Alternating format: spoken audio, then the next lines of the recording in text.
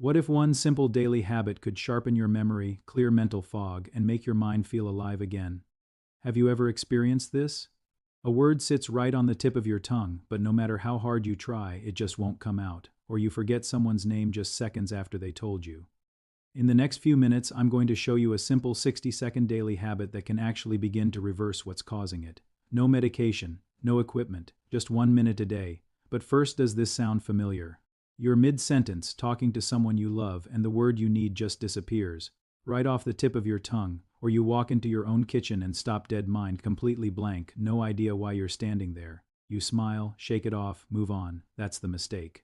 Most people laugh it off and move on, and every time they do, they miss a window, a real biological window to do something about it. I've been a neurologist for over 2 decades.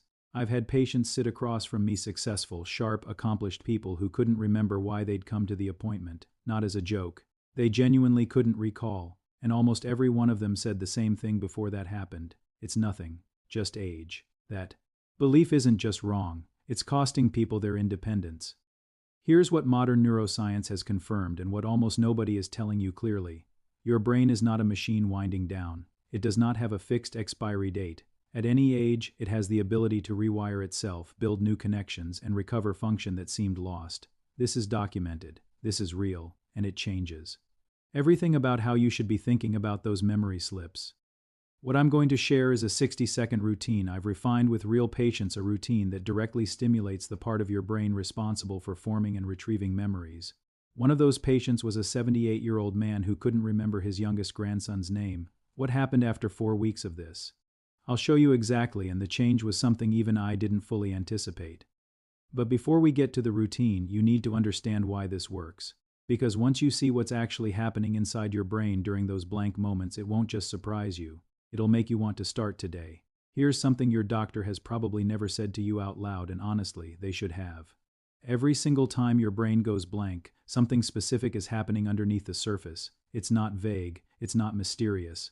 There is an actual biological reason your recall suddenly stutters, your focus slips, and words that used to come easily now feel like they're buried under fog. And once you understand what that reason is, those moments will never feel the same again.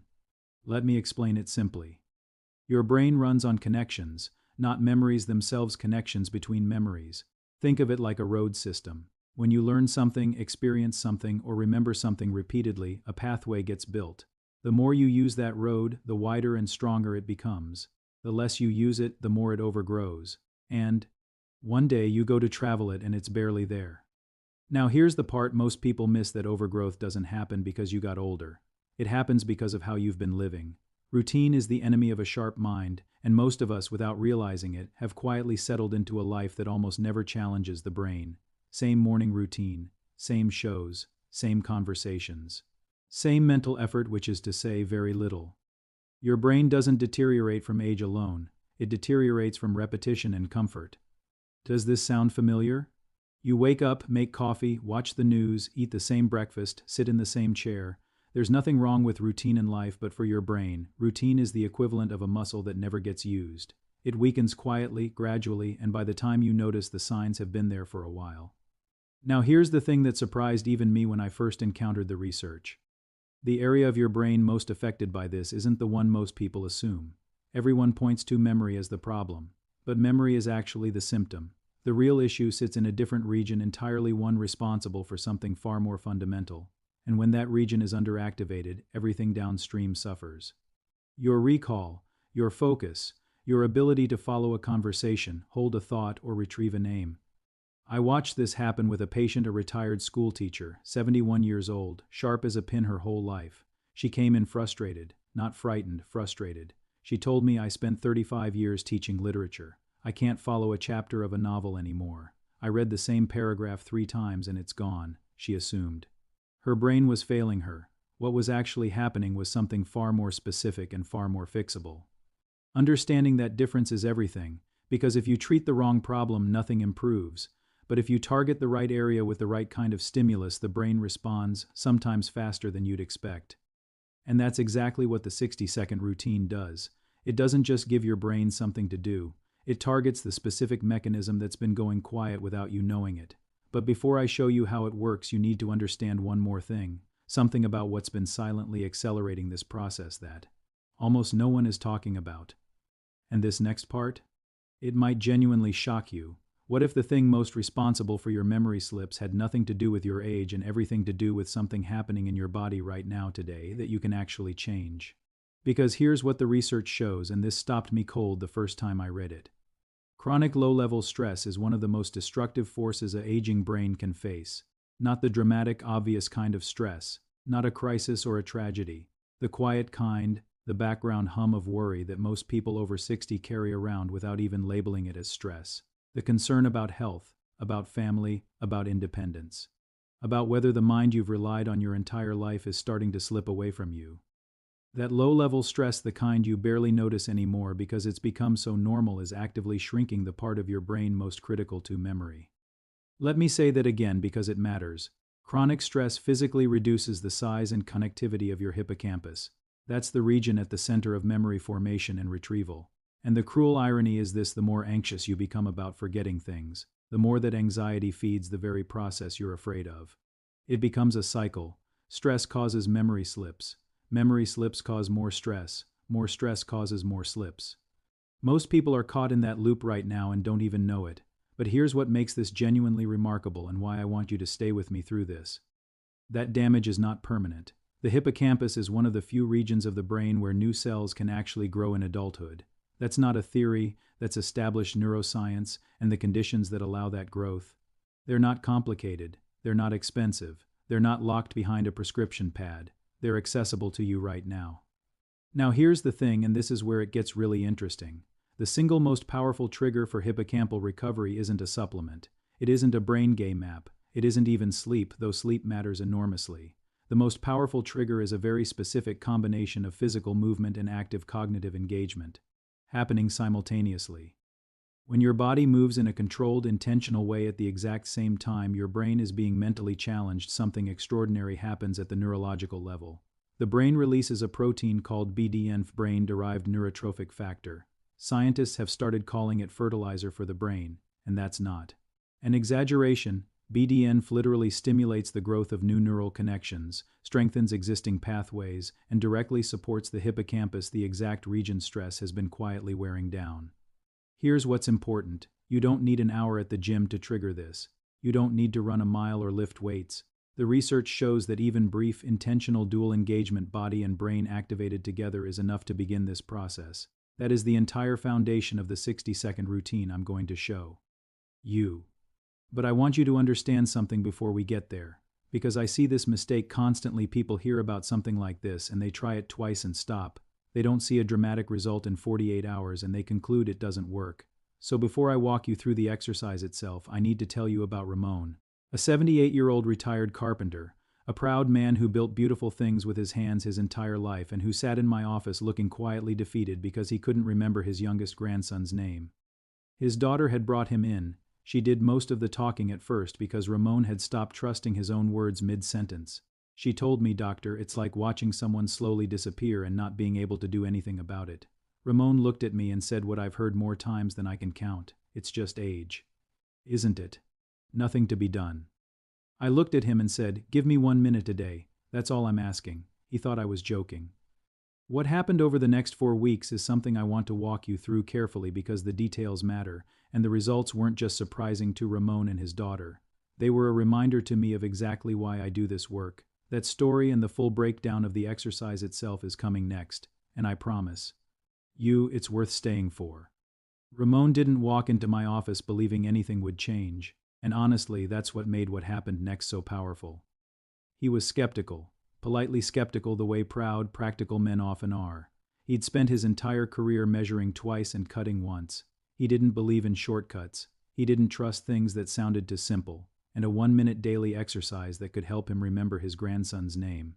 To him, that sounded like exactly the kind of thing someone sells on late-night television.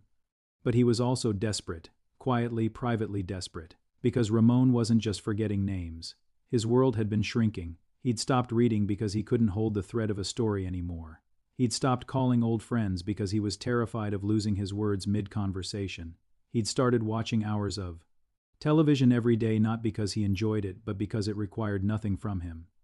And a man who once built furniture with his bare hands, who once held measurements and angles and joinery techniques in his head simultaneously, that man was now afraid to speak at the dinner table. That's what memory loss actually does. It doesn't just take names and words. It takes confidence. It takes presence. It takes the version of yourself you've spent a lifetime becoming. So when I told Ramon I wanted 1 minute a day, he agreed. Not because he believed it would work, because he had nothing left to lose by trying. I taught him the exercise right there in my office, and I want to teach it to you now the same way I taught him. Step by step, no rushing. Here's how it works. All you need is a chair. That's it. No equipment, no special clothing. Just a chair and 60 seconds of your full attention. And I want to emphasize that word full, because your attention is not background noise here. Your attention is the mechanism. It is the chisel that carves new pathways. Without it, the exercise is just arm movements. With it, it becomes something your brain actually responds to. Sit at the edge of your chair, back straight but not rigid, feet flat on the floor about hip width apart, hands resting on your thighs. Before you begin, close your eyes for just a moment. Take one slow breath in through your nose, count to 4 and release it slowly through your mouth. Feel your shoulders drop, feel the tension. In your neck, ease slightly. Now open your eyes. You're ready. The first 30 seconds are about activation. Slow, controlled movement combined with intentional breathing. With your hands resting on your thighs, slowly raise your right arm forward until it's parallel to the floor. As it rises, inhale through your nose 1, 2, 3, 4. Then slowly lower it back down as you exhale through your mouth 1, 2, 3, 4. Then repeat with the left arm, up while inhaling, down while exhaling. Steady, controlled, no rushing. This is not about the arms. The movement is a vehicle. What you're actually doing is flooding your brain with oxygenated blood, calming your nervous system, and activating your coordination centers all at the same time. You're preparing the brain for what comes next. Now the second 30 seconds, this is where everything changes. Without stopping the arm movements, without changing the breathing, you add a mental task. While your body continues that slow, rhythmic motion, your brain begins actively searching. You pick a category, any category, fruits, cities, animals, names of people you've known, and with every breath cycle, you name one. Right arm rises, you say apple. Right arm lowers, you think of the next one. Left arm rises, you say orange. Left arm lowers, next one is forming, and so on for 30 seconds. It sounds simple, and the first time you try it, you'll discover it isn't. Your brain will stall. Words will slip just out of reach. You'll lose the rhythm. And that moment, that exact moment of reaching, of searching, of almost but not quite, that is the moment the work is happening. That is BDNF being triggered. That is new pathways being built. Don't fight the blank moments. Breathe through them. They are not failure. They are the exercise working. Ramon called me after his first week. He didn't report a miracle. He said, "I feel more awake in the mornings." That was it. One sentence. I told him to keep going. The second week, his daughter messaged me. She said he'd started reading the newspaper again, not the headlines, the articles, following them through to the end. By week 3, he called an old friend he hadn't spoken to in over a year, held the entire conversation, no lost words, no trailing off mid-sentence, and then came week 4. His grandson Lucas asked him about a toy he'd built years ago, and Ramon didn't just remember the toy. He described exactly which wood he'd used, where he'd bought it, the afternoon he'd spent sanding it smooth, and the name of the dog they had back then, a dog nobody else in the family had mentioned in years. His daughter told me. She had to leave the room so Ramon wouldn't see her cry. Now I want to be honest with you because I think you deserve honesty more than you deserve a sales pitch. Not everyone experiences results that dramatic. The brain is complex and individual. Some people notice subtle shifts, others notice significant ones. But what I can tell you, based on 20 years of working with patients and watching this specific combination of movement and cognitive engagement in action, something happens consistently when the conditions are right and the practice is maintained. And maintaining it is exactly where most people stumble, because there's a very specific set of mistakes that will quietly kill the results before they even begin, and almost nobody warns you about them. That's what I need to cover next, because knowing the exercise is only half of it. What you do around it matters just as much. And one of those mistakes? Almost everyone makes it without realizing. It might be something you're already doing right now. Knowing the right thing to do and actually getting results from it are two completely different things, and the gap between them almost always comes down to the same 3 mistakes. I've watched brilliant, motivated people make them. I've watched those mistakes quietly erase weeks of progress. So pay close attention here, because This part might be the most practically important thing I tell you today. The first mistake is rushing. And I don't just mean rushing through the exercise itself, though that matters too. I mean the internal urgency that most people bring to it, the desperate need to feel it working immediately, to see proof within the first 2 or 3 days. When that proof doesn't arrive on schedule, doubt creeps in, and doubt is followed by inconsistency. And inconsistency is where progress goes to die. Here's the reality. The neural pathways being built during this exercise are microscopic at first. You won't feel them forming. You won't notice them the day they appear. What you'll notice if you're paying attention is a subtle shift. Maybe you sleep slightly more soundly. Maybe a word comes to you faster than it usually would. Maybe you follow a conversation without the usual effort. These are not small things dressed up as big things. These are the early signals of real neurological change. But if you're only looking for dramatic proof, you'll miss them entirely. Slow down, trust the process, and slow down the exercise itself while you're at it. The slower and more controlled your movements, the more oxygen reaches your brain. The more intentional you're breathing, the deeper the calm you're creating in your nervous system. Rushing creates tension, tension creates cortisol, and cortisol, the stress hormone, is the exact thing we are trying to counteract. Moving fast through this routine is like watering a plant with salt water. The motion is there. The result is the opposite of what you wanted. The second mistake is treating it like a checkbox. You know the feeling, you do the exercise, but your mind is already 3 steps ahead thinking about breakfast, about a phone call you need to make, about the news. Your arms are moving, your mouth is naming fruits, but you're not actually there, and your brain knows the difference. This exercise requires your genuine attention the way a conversation requires eye contact. Without it, the words are still being spoken, but nothing is really being communicated. The dual tasking effect, the thing that triggers BDNF, that forces your brain's regions to talk to each other, only happens when your attention is fully present. Divided attention produces divided results. So before you begin each day, give yourself 10 seconds, just 10. Sit down, take that one slow breath, and make a quiet decision to be there for the next 60 seconds. That's all. 10 seconds of intention before 1 minute of focus. It sounds almost embarrassingly simple, but the patients who do it consistently outperform the ones who don't every single time. The third mistake is staying comfortable. Your brain is extraordinarily efficient. Give it the same task repeatedly and it adapts quickly. What felt like a mental stretch in week 1 becomes automatic by week 3, and automatic means no growth. The challenge has to grow with you, or you stop growing. This is why progression matters. In your first week, keep the categories simple and concrete: fruits, animals, items in a kitchen, things you'd find at a market. Let your brain ease into the dual tasking without overwhelming it. In your second week, move 2 words by letter. Pick a letter, any letter, and name everything you can think of that starts with it. This forces your brain to search differently, to reach into less traveled areas of memory. In your third week, try counting backward from 100 in steps of 3 while continuing the arm movements. 100, 97, 94, 91. If you lose your place, breathe and resume. The losing and finding of your place is part of the work. In your fourth week, get creative, name world capitals. Recall the full names of people from your past: old colleagues, childhood neighbors, teachers. Let the brain reach back. The golden rule is simple. If it feels comfortable, it's time to change it. The right level of challenge feels like a slight stretch, not frustrating, not impossible, just slightly out of reach. That edge, that almost but not quite sensation, is where neuroplasticity lives. Now, alongside the exercise, there are 3 small habits that will amplify everything significantly, and I mean significantly, not as a figure of speech. The first is hydration. Your brain is roughly 75% water. Even mild dehydration, the kind you might not consciously register as thirst, measurably reduces cognitive performance. Drink a full glass of water before you begin the exercise every single day. Think of it as fueling the engine before you turn the key. This one habit alone has a documented effect on focus and recall that most people drastically underestimate.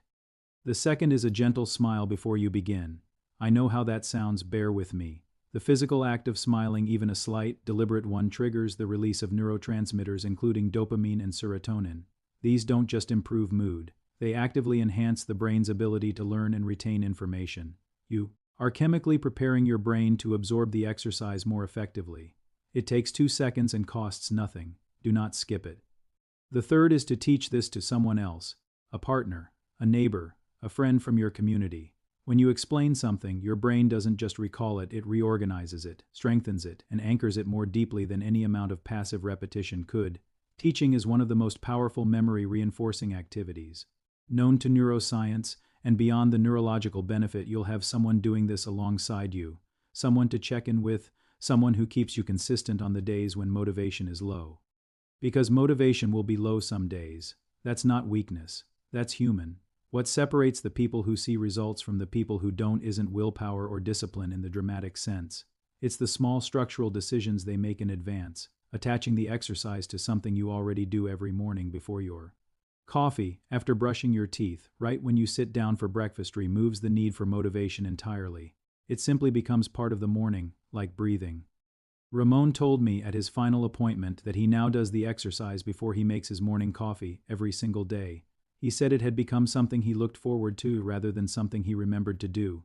That shift from obligation to habit to ritual is the quiet sign that something has genuinely changed. And what changed for Ramon goes beyond memory. That's what I really want you to understand before we close. Because the full story of what this kind of practice does not just to your recall, not just to your ability to find words, but to your confidence, your presence, your sense of self, that's what I want to leave you with. And it might be the most important thing I say in this entire video. I want to tell you something that doesn't get said enough in conversations about brain health, something that goes beyond neurons and pathways and scientific terminology. Memory is not just recall. It is not simply the ability to retrieve an aim or follow a conversation or remember why you walked into a room. Memory is identity. It is the continuous thread that connects who you were to who you are to who you're still becoming. It is the reason you can sit with your grandchild and tell them something real, something true about your life. It is the reason the people who love you still get to know you fully, not a version of you that's fading at the edges. You, all of you.